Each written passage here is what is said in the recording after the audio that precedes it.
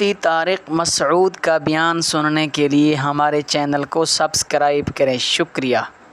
گستاخی کا الزام لگانا یہ بدکاری اور زنا کے الزام سے زیادہ بدتر الزام ہے۔ قتل کی دھمکیاں، گستاخ اور جو فحش گالیاں دی جا رہی ہیں۔ موت زندگی اللہ کے ہاتھ میں، جو رات قبر میں گزرنی ہے وہ قبر میں گزرے گی، جو زمین پہ گزرنی ہے وہ زمین پہ گزرے گی۔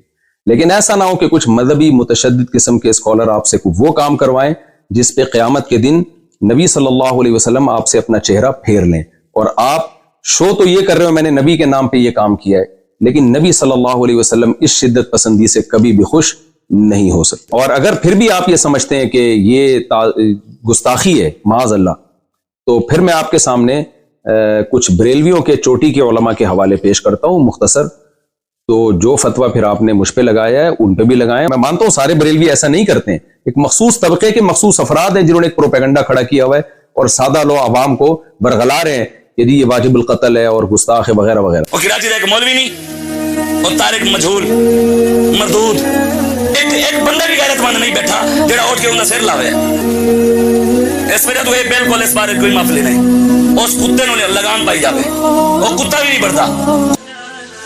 مفتی طارق مسعود کے بیانات کے لیے مفتی صاحب کے آفیشیل چینل مفتی طارق مسعود سپیچز کو سبسکرائب کریں۔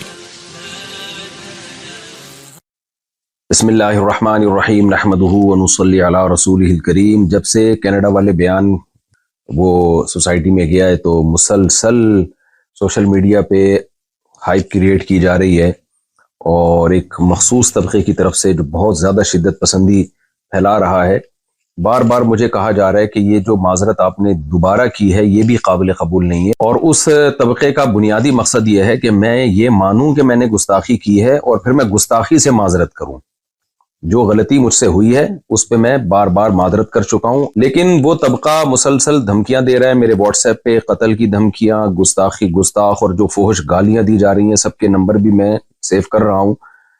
تو یہ سب کچھ چل رہا ہے میرے ساتھ، تو مجھے خیال ہوا کہ میں ایک علمی لحاظ سے بہرحال میں اس پہ ایک ویڈیو ریکارڈ کرواؤں، کیونکہ جو کچھ میرے مخلص لوگ ہیں، بعض لوگ، میجورٹی نے مجھے گستاخ قرار نہیں دیا الحمدللہ، میجورٹی علماء نے، بلکہ انہوں نے اس کو ایک غلطی ضرور قرار دیا، علمی غلطی، گستاخ قرار نہیں دیا۔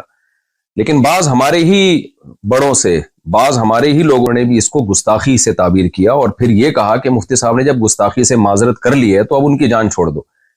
تو اس کو بھی بعض شدت پسند لوگ کہہ رہے ہیں دیکھو ان کے اپنے بڑے کہہ رہے ہیں کہ انہوں نے گستاخی کی ہے۔ اس لیے مجھے گستاخی کے لفظ کو ایکسپلین کرنا بہت میرے لیے ضروری ہو گیا ہے۔ وجہ اس کی ہے کہ جو مخصوص طبقے کے کچھ لوگ ہیں جو ان کے لیڈر بہت زیادہ شدت پسندی پھیلا رہے ہیں، اور اپنی عوام کو، جو عام لوگ ہیں نا، ان کو بہت زیادہ اکسا رہے ہیں میرے قتل پہ۔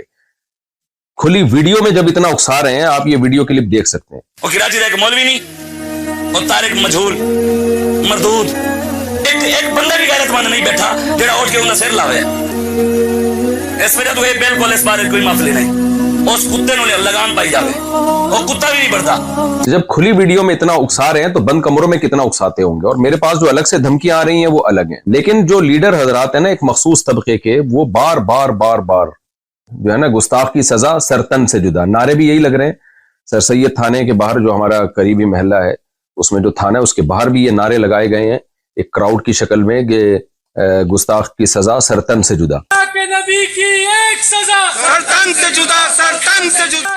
تو میں اس گستاخ کے لفظ کو آج علمی انداز سے ایکسپلین کروں گا، تحقیقی جواب بھی دوں گا، الزامی جواب بھی دوں گا کہ اگر آپ مجھ پہ گستاخی کے فتوے لگاتے ہیں تو پھر آپ ان لوگوں پہ بھی گستاخی کے فتوے لگائیں، تاکہ جو سادہ لوگ ہیں جو واقعی نبی صلی اللہ علیہ وسلم سے محبت کرتے ہیں لیکن وہ غلط فہمی کا شکار ہو گئے، وہ مجھ سے بدگمان ہو گئے کہ مفتی صاحب نے واقعی غلط گستاخی تو بہرحال کی ہے، بعض لوگ یہ کہہ رہے ہیں، تو میں نے جو غلطی کی ہے اس سے میں رجوع کر چکا ہوں، گستاخی میں نے نہیں کی ہے۔ تو اب میں اس پہ شروع کرتا ہوں۔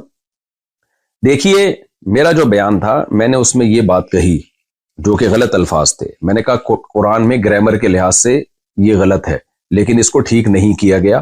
یہ قرآن کا میں معجزہ بیان کر رہا تھا کہ جو گرامر کے لحاظ سے مسٹیک ہوئی وہ باقی رکھی گئی، لیکن بیان کے دوران ہی مجھے خیال ہوا کہ یہ لفظ جو تعبیر ہے، جو الفاظ ہیں میرے منہ سے غلط نکل گئے۔ وجہ اس کی یہ ہے کہ قرآن پہلے ہے، گرامر کے اصول بعد میں وضع کیے گئے ہیں۔ ग्रामर कुरान को देख के लिखी गई है, ना कि कुरान ग्रामर का मोहताज है। ये एक ऐसी हकीकत है जिसको मैं अपने लेक्चरों में पहले बयान कर चुका हूं, कई बार बयान कर चुका हूं कि जबान ग्रामर की मोहताज नहीं होती, ग्रामर जबान की मोहताज होती है।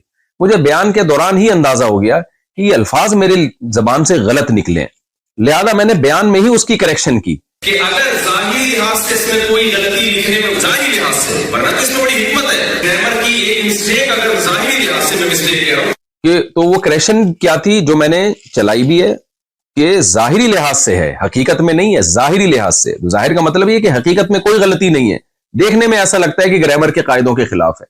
मेरा ख्याल ये था कि इससे लोग मुतमईन हो गए होंगे, लेकिन वो भी मेरी गलती थी। मुझे उसमें और अच्छी तरह से एक्सप्लेन भी करना चाहिए था और उसी बयान में मादरत कर लेनी चाहिए थी, वो भी मैंने नहीं की। ये भी एक जुर्म मेरा है, इसकी भी गलती का मैं एतराफ करता हूं। तो लेकिन मकसद यही था कि हकीकत में कोई गलती नहीं है। जाहिरी लिहाज से गलती का मतलब क्या था कि भाई कुरान में कुछ बातें ऐसी हैं जो आम नहवी कायदों के, जो कायदे बाद में इजाद किए गए हैं, उनके खिलाफ हैं। तो ये बात सिर्फ मैंने नहीं लिखी है, ये और भी लोग लिख चुके हैं, खुद बरेलवी उलमा लिख चुके हैं। ये देखें, मुकदमा तफसीर नईमी